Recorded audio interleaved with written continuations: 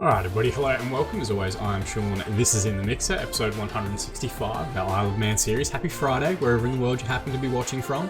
Let's get this weekend started right with a couple of big games in today's episode, and if we get a few wins, it's going to put us in a great position heading into next week as well. We've got our final game of the group stages in the Champions League against Roma. If we do win that game, we will finish second in the group, make it through to the knockout stages. If they beat us, depending on the margin, it gets a little bit sketchy as to whether we drop into the Europa League or not. And we've got a huge game in the league as well against Moneybags Brighton. We'll talk about them a little bit further as we go through it. But let's jump in, see how we've gone with a couple of games we've played off screen. So, first and foremost, as you guys can see above my head here, fourth position, 16 games played, 11 wins, 3 draws and 2 defeats, plus 29 goal difference and 36 points. We've reeled in Chelsea a little bit. They're now only 5 points clear on 41. Arsenal and United are both level on 37 points, one singular point ahead of us in second and third respectively.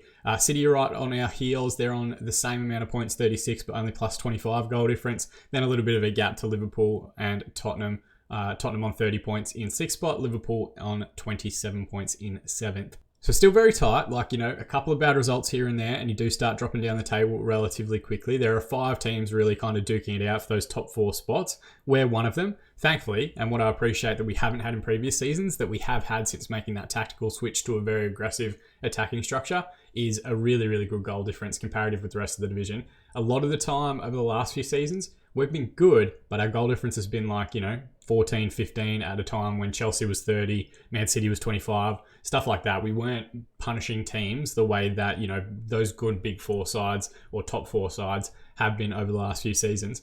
Now, we have played a couple of games since the last episode, of course, where we played Liverpool 1-1-0 and PSG lost 1-0 in a frustrating defeat in the Champions League. But since then, good form. We've had a 3-0 victory over Wolves. It was 2 late goals, kind of padded that score out a little bit. Matteo and Schaefer both coming off the bench and finding the back of the net. We had a fantastic performance against Bournemouth, probably one of our best halves of football this season. 4-0 up at halftime. Esteban got a goal. Rivera got a hat-trick. Matteo chipped in with a goal as well. He's been in a good little spell of form. And then probably the biggest challenge we've had, 2-0 victory over Leicester. They were decent in this game. 2-0 probably doesn't really reflect how level that game actually was. Arnaud Henry with a cracker from midfield to open the scoring on 2 minutes. Frank Richard with a goal in the 63rd minute to kind of seal up the 3 points. You can see Castro, Matteo, Martinez, a few different players struggled in this game. Rivera got a 6.4 as well. They did a lot better than, perhaps I think that score actually reflects. But last 3 games, we've scored 10 goals. We haven't conceded any, which is great to see. Even in the league before that, we've 3-1 win and a 1-0 win prior. So our league form is really good, and we're continuing to maintain a good pace throughout the division. We do have some tasty fixtures coming up in December. Brighton, even though they are down in 13th, they have spent quite a bit. Fulham down in 18th, we should be beating, but it's always the teams around 18th, 19th, 20th that seem to take points from us randomly. We've got United in the league, which will be a huge game, and we've got Burnley in 19th. So I'm hopeful we can kind of get a good result in December, get a good run of wins, and start January and the 2038 portion of the year in a stronger position as humanly possible, because we've got another huge run in January. Chelsea, City and United all in quick succession in the early part of the season. Maybe next week, maybe on Monday, we do a bumper episode and bring you all 3 of those games. But really that depends on if we make it to the Champions League or the Europa League and those knockout round fixtures. Looking at the squad, we are back to full fitness, which is nice. The only knocks that we've had was Lucas Gabriel was out for a little bit with I think it was a thigh strain or something like that. I can't quite remember, to be honest with you. Carlos Andre is also just nearly coming back from a twisted ankle. We've been fortunate that a lot of the injuries have been timed with international breaks. So there's been players that have gotten hurt, like Martinez was hurt for a bit, Arnaud Henry. I think Gabriel's been hurt a couple of times, but we seem to get them back relatively quickly in terms of games because of those international breaks. It's been handy for us. Ruben Martinez, of course, started the season fantastically well. Early part of this week, he was smashing goals in. He's still got 13 goals in 12 appearances, which is very impressive, but he has dropped off quite a bit as well. You can see his form's kind of just starting to kind of sneak away down towards that 6.7, 6.5 range, which isn't really what we want. We want to try and keep him at a consistent 7.5 a week. I don't care who scores the goals, whether it's him or Rivera or one of the other players, that part's fine, but we want to try and keep him performing at a good clip. You can see his last 5 games, a 7.14 isn't terrible, but there's an 8.0 and an 8.2 in there for the weeks that he's scored. The other games, he's gone missing a little bit, so we'll keep an eye on that one. Schaefer's in the background. We've got Kozlov in the background as well, who, to be fair, has done well with the limited opportunities he's gotten this season. But overall, happy with the squad, happy with the overall depth of the entire squad as well. I think this is the best, or this is the most talented overall depth that we've had throughout the course of the Saving series so far. Of course, being in December, transfers will open up in January as well. The only person that's looking to leave at the moment is Hisham Haji. He wants us to sell him. At the moment, I've got him listed for £100 million.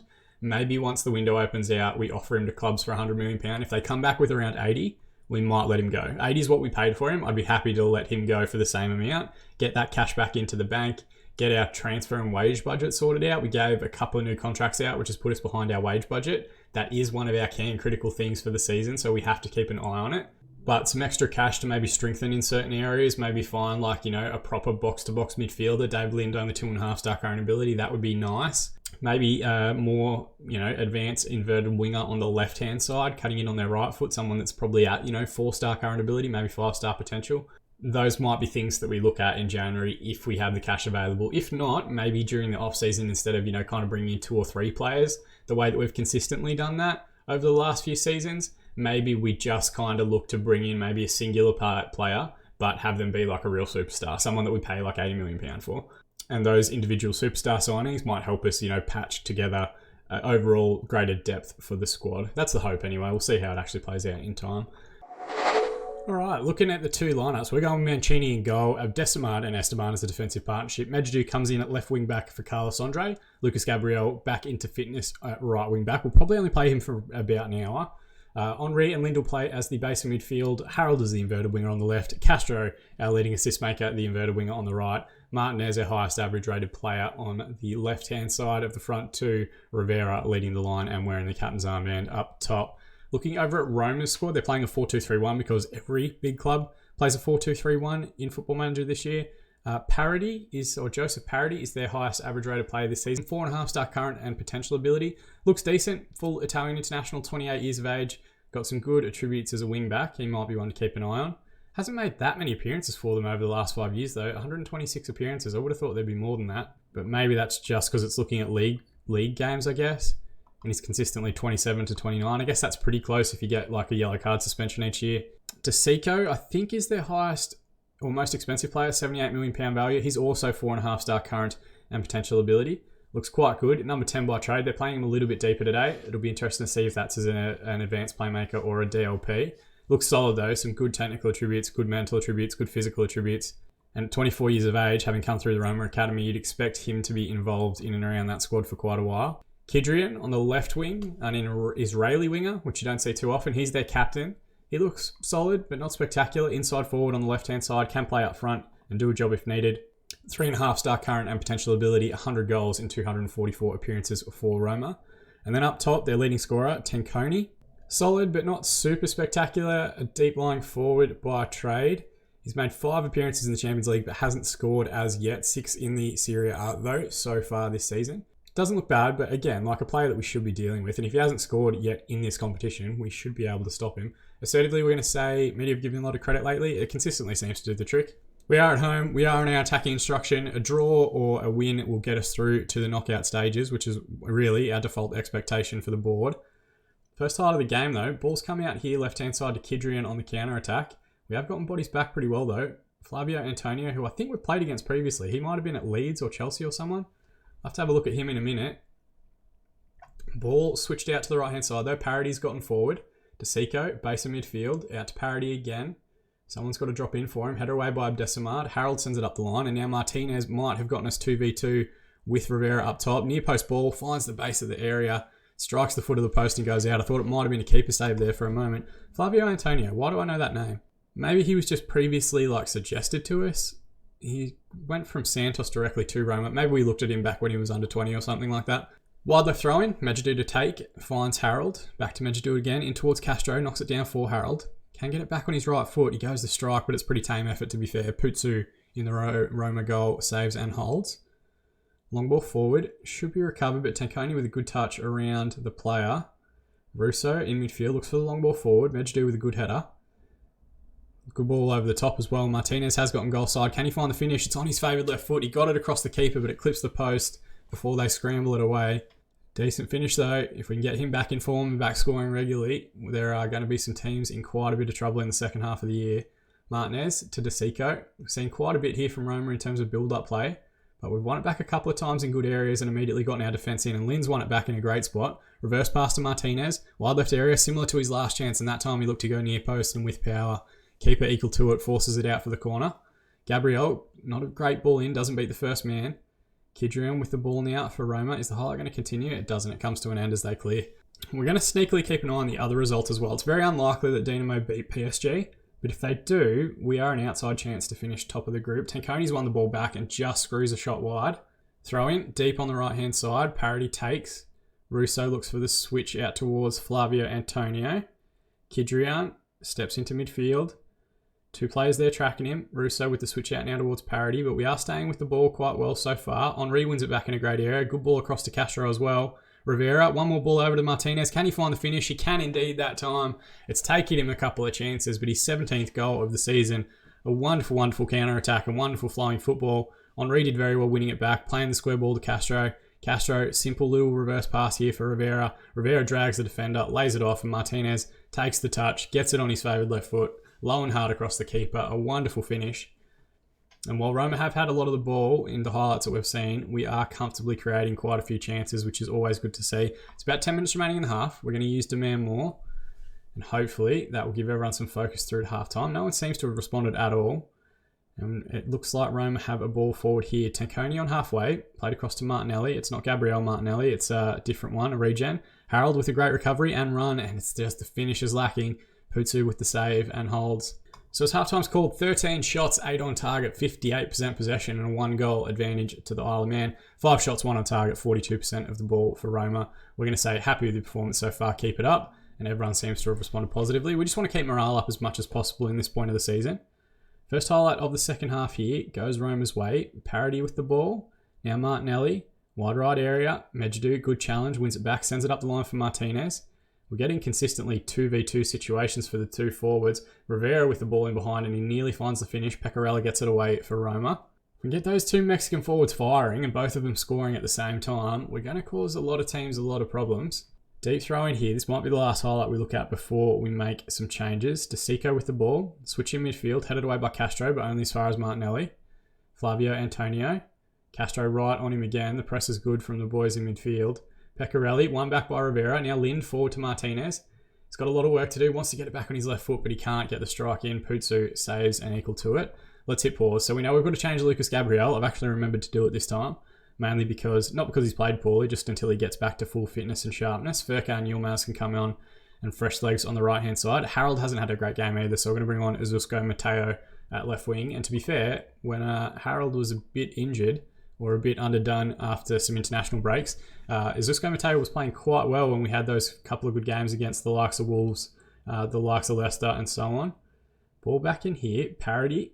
Switch out is poor. Castro's going to recover. Martinez, good reverse pass to Rivera, and he gets shut down. It's found its way into the back of the net. I'm not sure what has gone on here. We're going to check it out in 3 dimensions. I think this might be one of those scenarios where the keeper has actually dived before or when the shot was hit.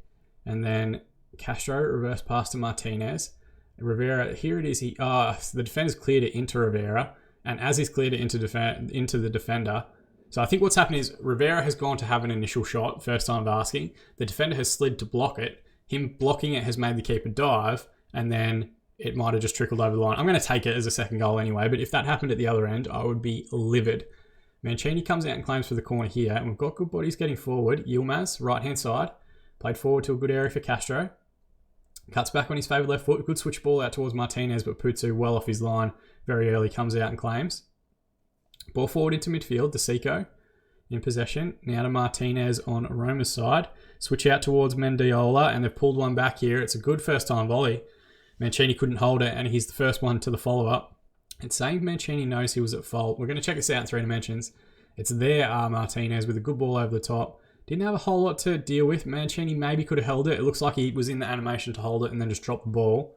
Mendiola pulls one back to make it a little bit interesting with 25 minutes remaining. But even if they do pull another goal back, a draw is good enough for us. There's a highlight here on 80 minutes. We'll let this play out and then we're going to make that last sub. Yilmaz with a deep ball. Putsu comes out and claims. They're definitely leaving 3 men forward now. They've gone more aggressive in their attacking structure. Pecorella out to Parody. Switch across midfield is always dangerous, but they've done it quite a few times in this game. Mendiola now, the goal scorer. Martinelli with a good switch again to Martinez, who I think is offside. He is indeed. The linesman's run back to the spot where he received the ball, so I think that one is going to get pulled back for offside. And it did look it in the build-up, to be fair. We're going to hit pause. I'm going to make a sub. Mancini hasn't had a great game. I don't dare swap my keeper out, do I? Yeah, let's do it. Let's swap our keeper. Why not? You know, let's just reward who's playing well and who's getting good match ratings. And then we're also going to use a demand more shout. I don't think Brady's made an appearance in the Champions League to date in his career. So a bit of a mark for him as well. He's a great backup goalkeeper. Never gives me any trouble about his playing time. He's happy with backup squad status. He's happy making appearances in the Carabao Cup. 3-star player, like always good to have. Martinelli's got the ball here for Roma. Back into midfield. Lind was right there, but can't win it back. Oh, no, he has won it back. I take that back. Martinez, good reverse pass to Lind again. Can he find the finish? Putsu with an excellent save. Pushes it around the post. You'd think a third goal will probably seal the fixture at this point. Matteo to take the corner on that left foot, swinging back in towards the keeper. It's pinballing around, and Abdesamad had a chance back post, just over the crossbar though. Might have been offside actually. I think they might have been given a free kick late. Medjidou, throw into Henri. Back across to Medjidou again. Can we work the switch out the other side? Lind. Switch out towards Castro. Knocks it down again for Lind. Reverse pass to Rivera, and he just had to find the target just beyond the far post. But lovely little interchange of play there. Good quick passing. 4 additional minutes to be added on. You think Roma will start throwing everything at us, but that time's ticking away quickly. And the referee calls full time. It's a 2-1 victory on the day. 21 shots, 13 on target, 54% possession for Isle of Man. 11 shots, 4 on target, 46% of the ball for Roma. Passionately, we're going to say, great work out there, lads. You did what was needed of you tonight. And everyone seems to have responded fantastically well, which is always great to see. PSG won 4-0 in the other game again, so they definitely go through top of Group F, but we do finish in second, 3 points behind them. Just that one defeat to them is really what killed us in the end. I think if it had been a draw or even a win, a draw between us in both legs, it would have been interesting to see how goal difference came into it. Having said that though, they did absolutely wallop Dinamo twice, so that probably helped them quite a bit as well. We get 2.32 million, which is great for the finances. Roma blow their qualification chances, and Ruben Martinez gets back on the score sheet and back amongst the goals. A 9.0 match rating is enough for the Man of the Match award. Looking forward at the schedule for that competition. So we should be through to the knockout stages now. That will be drawn on the 14th, which should be just after the Monday after the game against Brighton, which happens in 2 days' time. So we're going to jump in. We're going to clear out the squad. You can see Esteban's picked up a suspension for the next match, so he's not going to play. So we're going to give a rest day to the entire squad. Anyone that's ever been associated with the club can have Thursday off. That gives us one match preview session before we head into the game against Brighton, which I think will be super handy. Magic of editing though, we're going to jump forward to the lineups against Brighton now. Alright, jumping forward. So we've got a couple of changes to make. We're going to give Paul Brady a start, mainly because Mancini's got a bit of a knock and I don't really want to risk him. We can give him the time off to try and recover, and then we'll probably leave him out of the Carabao Cup quarterfinal as well, and he can come back in for that tough run of games against like Fulham, Man United, Burnley, Chelsea, City, United again. Like, I really just want to try and keep as much of the starting 11 fit and ready to go as humanly possible. We're also going to bring in Jamie Warburton, who's been bitching and moaning about his playing time for quite a while. Esteban's suspended. That's the only reason he comes in. I might actually switch him and Abdesamad's side. Carlos Andres still not 100% ready. We're not going to risk him either. Medjidou can continue at left wing back. Looking at Brighton though, we of course last week had a fantastic save, one season wonder with the Brighton, the original squad, the default 19-20 squad at the base of the game. They have, and I don't know how they've done this, spent a shitload of money over the last few seasons. If we go and have a look at their transfer history, some of the players that they're bringing in and the fees that they're paying, even this season, like they paid £63 million for a backup striker. That's ridiculous. The season before, they spent 32. They spent less last season, it must be said, but still spent quite a bit, more than we've got. Year before that, £87 million on Damian Kalinowski, who's a phenomenal striker. 19 finishing, 16 dribbling, 18 first touch, 18 technique. All his technical attributes for the advanced forward role, well above 16.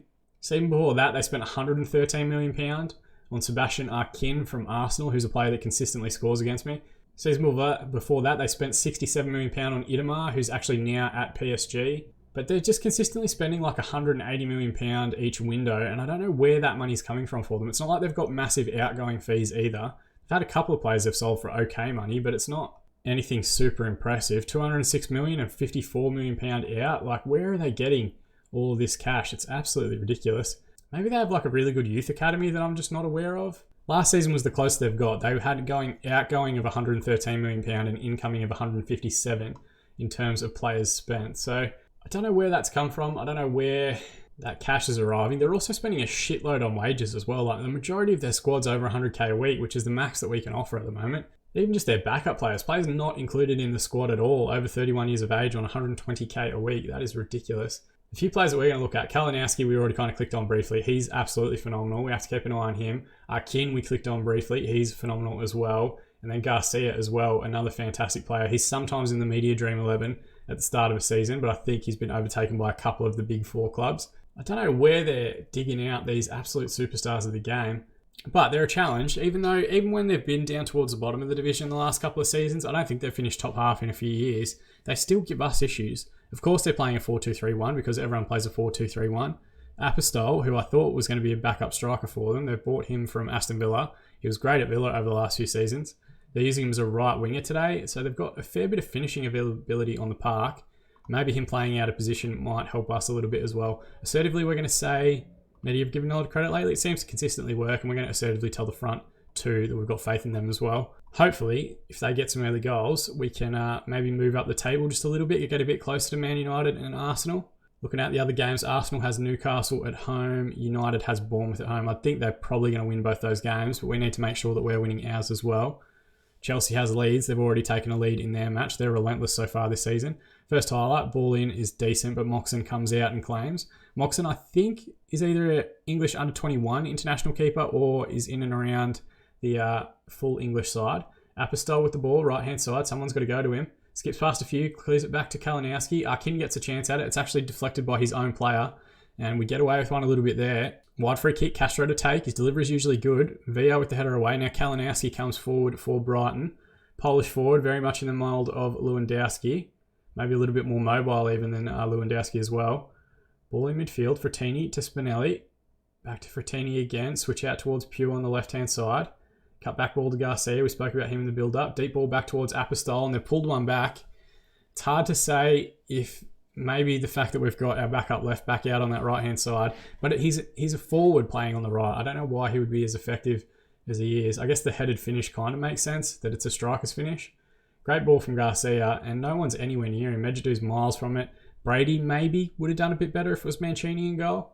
Hard to say. Maybe we'll switch to our positive structure as well with about 15 minutes remaining in the half. We're also going to use a demand more shout also, which has given everyone some focus, which is good to see. Would say is fall behind Man City as things currently stand. I think they're either drawing or winning their game. Yeah, they're drawing with Leicester. We're going to say aggressively, show a bit of desire. You don't look like a team that wants to win. And we're going to switch back to the attacking instruction. We're going to really go ham a little bit here in the second half and go after it a bit more. A fair few players struggling. Like we've got 6 players below 6.5 as a match rating, which isn't great. There's only so many subs that you can make throughout the course of a fixture to try and change things. We need a few of those players to start performing. Brady with the ball forward to Warburton here. Cross to Brady again. Can we work the switch out to the left-hand side? No. Abdesamad back to Brady again. Just wait for them to press. You don't have to move it until they press the ball. Abdesamad, work it to the left. Finds Medjidou now. Can he recover from losing his man for the opening goal? Skips past one challenge. Drags a second defender. Ball in towards Rivera. Spinelli puts it into a poor area. Castro with a great tackle in midfield. Lind out wide right to Rivera. A lot of work to do. Back stick ball towards Harold, and he can't get the header down well over the crossbar. If City are only going to draw, we need to make sure that we get points as well. And as we get to the hour mark, not a whole lot going on. We're going to make some subs. Medjidou's not playing particularly well. I can't do much with him. Lind's not playing particularly well. Maybe we don't risk that one either. I think the forward area is where we want to make our subs. Frank Richards going to come on as the inverted winger on the right-hand side. Mateo's going to come on for Harold, who's struggling as well. And you know what? Martinez might come off for Schaefer. We're going to roll the dice. We're going to risk it to get the biscuit. Passionately, we're going to say, I've got faith in you, get out there, make a difference. And then we're also going to use a get creative shout. We've made all 3 subs, so I'm inviting the odd red card here and there, or the odd injury, which is likely to happen. Garcia flying down the left-hand side. Just stand him up, boys. Don't do anything silly. Thankfully, wide left area goes straight at the keeper. Brady equal to it, saves and holds. Is the highlight going to continue here? Long ball forward towards Richard. It's a good ball, actually. Picked him out in a tight area. Richard. Back to Henri. Now Lucas Gabriel. Deep ball in towards Lind. Can we work this on the right-hand side? Lucas Gabriel. Switch out to the left. Frattini with the header clear. Mateo puts it back into Schaefer. Now Medjidou's gotten forward. Can we get a good ball in the box? It's not a great effort, But Apostol's caught with the ball. Square ball to Rivera. We pulled one back. Wonderful work from Connor Medjadu. Kept the press up. Apostol just overplayed it. Loses it in the box. Square ball to Schaefer. And credit to Schaefer as well. He didn't force the shot too early despite being wide open. Played the square one across to the man wide open. Great ball here to Rivera. You don't see that enough in these games. Most of the time you'd think players in Schaefer's spot will just shoot side netting or directly at the keeper. But it's an excellent recovery challenge. And at 1-1, can we put our foot down now and try and find a winner? It'd be a great come from behind performance. We use a get creative shout with about 15 minutes remaining. We should have one more, a demand more shout as well in the last 10 minutes or so. Need to try and keep pace with the likes of Arsenal, United, and I guess Chelsea might be drawing. No, they're 1-0 up in their game. We're into injury time as well. We're going to use the demand more shout, and the referee's called full time. I guess I should say that it's good that we came back, but a 1-1 draw is frustrating. 10 shots, 5 on target, 57% possession for Isle of Man.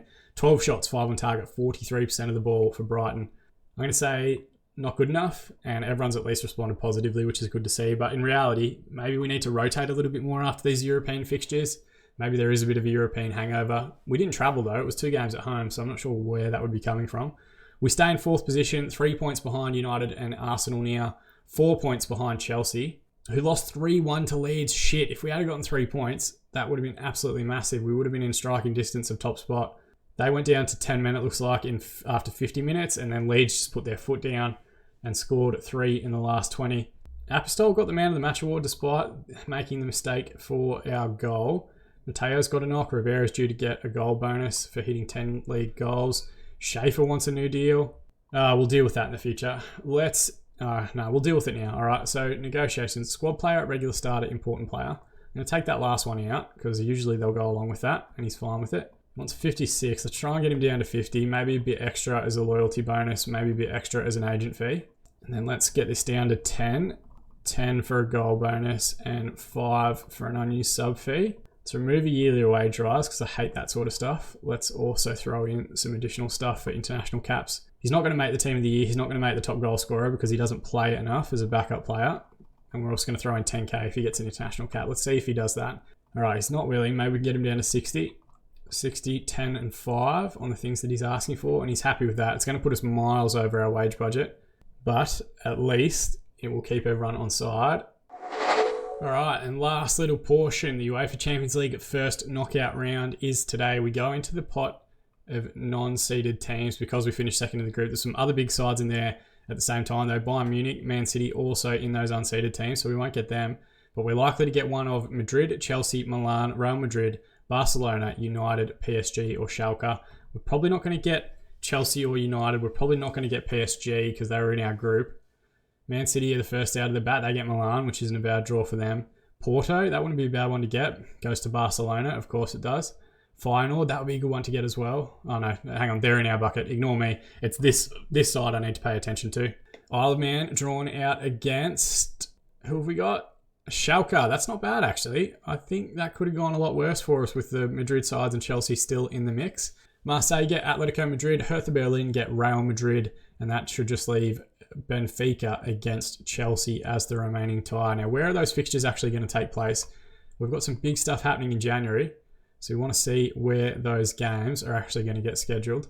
So we actually have a pretty big gap. That tie doesn't take place until February. So let's have a look at the tree.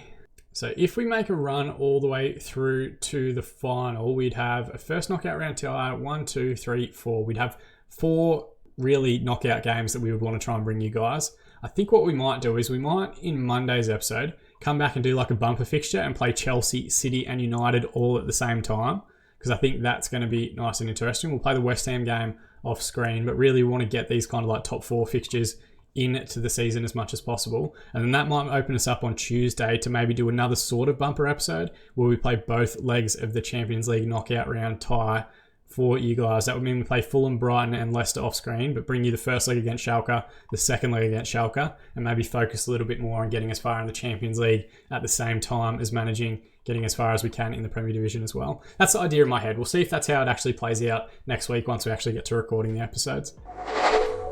As always, guys, thank you so much for watching. That is the part that I appreciate the most. If you want to go that extra mile, support the content that little bit more, support the channel, you can drop a like on this video. It helps us get higher in YouTube search results when people look for Football Manager content. You can also subscribe to the channel to be kept up to date on all of our future videos as they continue to release right up in the build up to FM21. More than anything though, I just appreciate you guys watching. I've been Sean and I'll see you all again in the mixer.